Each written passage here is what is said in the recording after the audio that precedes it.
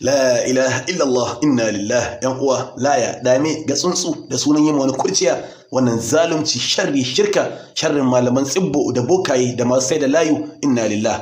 Tsuntsun nan yan uwa ba wai makaho bane, ba makaho bane, kawai an zalunce shi, an cuce shi, an sa zare da allura an jawo idon shi an dame, la haula wala quwwata illa billah, aka maida shi makahon cilas. An jawo wannan igiyar da gira ta ƙasa, an jawo an haɗa da gira da ƙasan waccan igiyar, aka dame aka makautar da shi.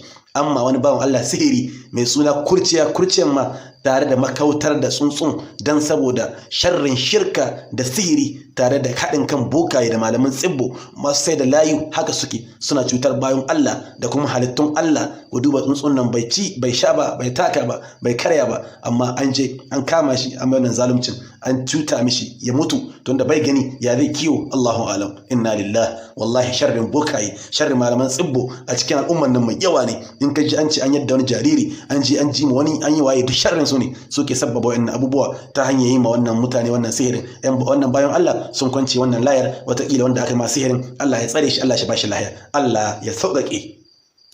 وما كفر سليمان ولكن الشياطين كفروا يعلمون الناس السحر وما أنزل على الملكين ببابل هاروت وماروت وما يعلمان من أحد حتى يقولا إنما نحن فتنة فلا تكفر فيتعلمون منهما ما يفرقون به بين المرء وزوجه وما هم بضارين به من أحد إلا بإذن الله ويتعلمون ما يضرهم ولا ينفعهم ولقد علموا لمن اشتراه ما له في الآخرة من خلاق ولبئس ما شروا به أنفسهم لو كانوا يعلمون.